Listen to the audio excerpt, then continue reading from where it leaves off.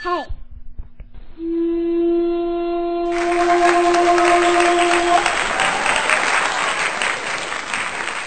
Dididididit, dididididit, oh oh oh oh oh. Hai. Rasa duka dan was-was yang membekas pada korban. Lalu bagaimana kemudian penanganan yang tepat bagi psikis korban?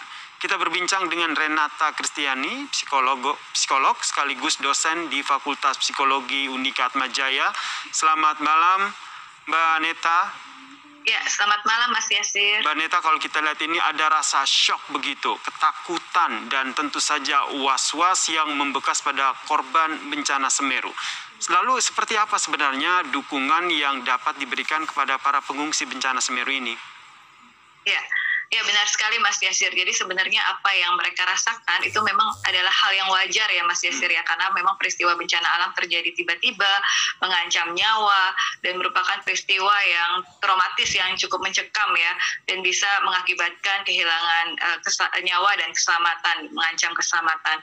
Oleh sebab itu memang butuh untuk kita memberikan dukungan yang disebut juga dengan dukungan psikososial ya Mas ya. Jadi tidak hanya psikologisnya saja tapi juga secara sosialnya juga, bagaimana kita misalnya kalau memang ada yang terhilang dari keluarganya, kita bantu juga untuk bisa mencari keluarganya, lalu kita bawa ke tempat yang lebih aman, kita penuhi kebutuhannya. Seperti tadi kan ada yang mengalami kekurangan air bersih, itu dipenuhi terlebih dahulu kebutuhannya. Jadi paling pertama sekali tuh kalau dalam dukungan psikologis awal atau biasa yang disebut dengan psychological first aid ya Mas ya, itu adalah kita untuk pertama adalah look. Jadi kita mengamati dulu, kita mengakses kebutuhannya, pengungsi itu butuhnya apa saja, lalu kemudian kita penuhi kebutuhannya, rasa amannya, kebutuhan pangannya, sandangnya maupun papan.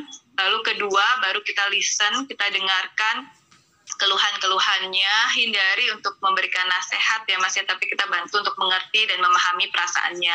Jadi wajar sekali kalau misalnya tadi seperti ibu tadi yang merasa was-was untuk kembali ke rumahnya, itu sangat wajar dan sangat dimaklumi karena memang kondisinya rumahnya tertutup abu dan mungkin saja akan kembali bisa terjadi lagi gitu ya Mas. Jadi itu Mbak Neta, ya. Kemudian kalau kita lihat dari dampak psikologis akibat bencana sendiri, apa yang bisa dilihat? Karena kalau seperti yang tadi Mbak Neta sampaikan bahwa tidak terlihat secara kasat mata begitu. Apa dampak psikologis yang disadari maupun tidak disadari ketika bencana terjadi?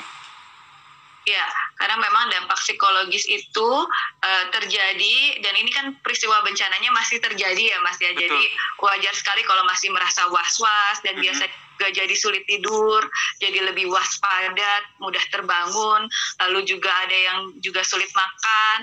Nah, setiap orang itu mempunyai mekanisme yang berbeda-beda Mas. Jadi ada yang memang dampaknya bisa langsung dialami, tapi ada juga yang tertunda, jadi tidak langsung dialami. Dan ada yang dampaknya ringan, ada juga yang berat. Tapi memang kita meyakini juga setiap orang sebenarnya punya kemampuan untuk pulih, atau yang disebut juga kalau di psikologi namanya resiliensi Mas, atau daya lenting atau daya pulih, di mana dia akhirnya bisa pulih sendiri gitu, karena tubuh ini sebenarnya punya mekanisme yang sangat luar biasa untuk bisa bangkit dan pulih dari keterpurukan. Tapi pada beberapa orang memang butuh dibantu. Iya. Jadi pada beberapa orang bisa langsung pulih sendiri, tapi ada juga yang mungkin membutuhkan bantuan sehingga akhirnya bisa lebih pulih gitu. Jadi setiap orang implementasinya Mbak Neta, kalau kita lihat implementasinya di lapangan ketika di posko-posko pengungsian, banyak sekali kegiatan-kegiatan yang dilakukan oleh para relawan untuk memberikan dukungan psikososial. Apakah ini memang sudah cukup efektif begitu untuk mengembalikan kondisi psikologi dari para pengungsi? Ya, nah itu juga ya, kita perlu untuk meluruskan nih Mas, sering sekali banyak yang menyebut trauma healing gitu ya, dan itu kegiatannya hanya 1 atau 2 kali atau bahkan misalnya hanya sebentar. Nah, mungkin kita perlu meluruskan bahwa kita perlu menghindari label trauma, karena seseorang baru bisa dikatakan trauma bila memang dia sudah ada gejala psikologis yang minimal sekali tuh 1 bulan dan bahkan bisa berlanjut 3-6 bulan, dan itu mengganggu fungsi kesehariannya. Jadi misalnya dia tadinya bisa bekerja, lalu kemudian tidak bisa bekerja lagi, mimpi buruk, dan itu terus-menerus berulang. Jadi setelah 6 bulan terjadi bencana, dia sudah kembali lagi ke tempat yang aman, tapi dia masih merasakan mimpi buruk itu terus-menerus. Nah, untuk kondisi tersebut memang butuh dirujuk ke psikolog atau psikiater. Karena ada kemungkinan dia mengalami namanya gangguan stres pasca trauma atau post traumatic stress disorder. Nah, itu yang butuh ditangani lebih lanjut. Dan penanganannya itu berupa terapi yang tidak mudah ya Mas ya, bisa setahun bahkan bertahun-tahun sampai kembali dia pulih gitu.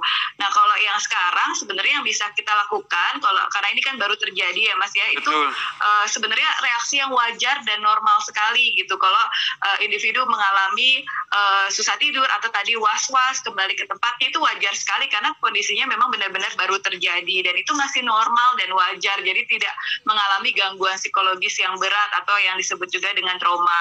Oleh sebab itu sebaiknya kita menggunakan kata dukungan psikososial, itu lebih tepat gitu. Lebih tepat ya, dukungan psikososial. Kita tidak hanya memberikan psikologisnya tapi juga secara sosial, karena individu kan masuk yang sosial ya Mas ya, apalagi di Indonesia sangat erat kekerabatannya dan kekeluargaannya. Jadi kalau bersama-sama sebagai satu komunitas kita sama-sama bangkit, itu biasanya akan lebih cepat pulih juga karena dia tidak merasa sendirian, merasa bersama, sehingga memang dukungan psikososial itu bisa diberikan kepada para pengungsi. Ada kelompok anak-anak, kemudian ada ibu-ibu, bapak-bapak, dan juga kelompok lanjut usia begitu.